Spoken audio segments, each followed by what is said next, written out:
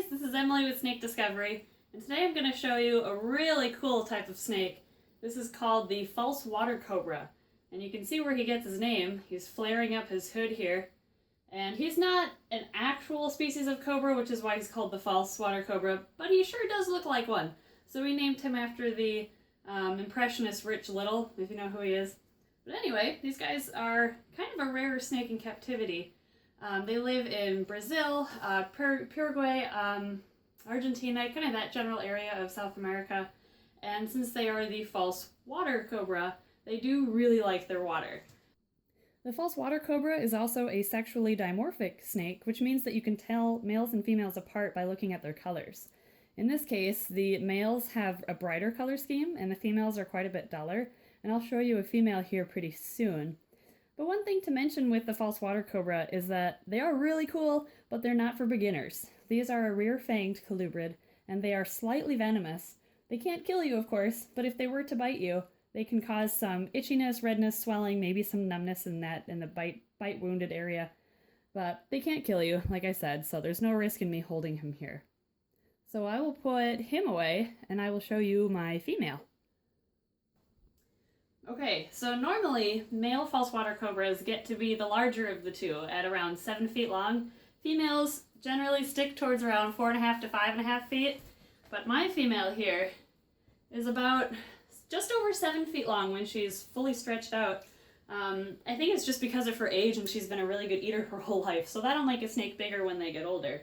But as you can see, the females don't have quite as bright of colors as the males do. Her colors are pretty dull here, helps with camouflage, I suppose. But still a really gorgeous snake, especially with that black mask by her eyes. And I'll try to show you underneath her neck here. She's got some really pretty spots. I just love that with the false water cobras. So we'll see what my male has been up to since we were filming with the female. Oh, hello. He's right up front there. Hey, buddy.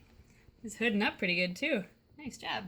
So for their enclosure, since they like high humidity, I recommend cypress bedding, or you can use some sphagnum moss in there too, or mix it with eco earth, just something to maintain humidity.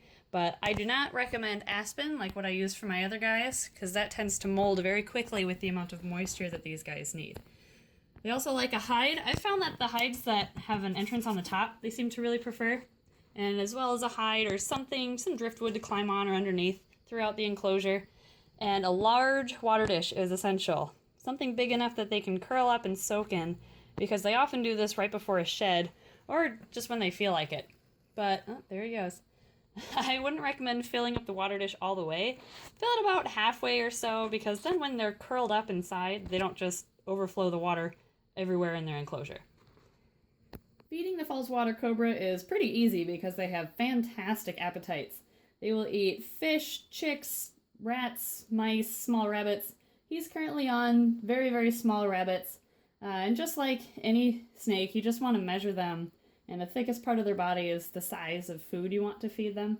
And I definitely recommend frozen thawed prey items as opposed to live.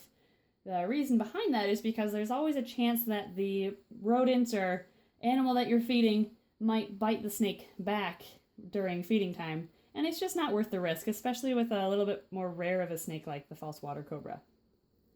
The false water cobra lives to be about 12 to 20 years old, so it's definitely a snake that you'll have for a while. But they're really neat. You probably can't tell that I love this species of snake. But thanks for watching, and we'll see you next time.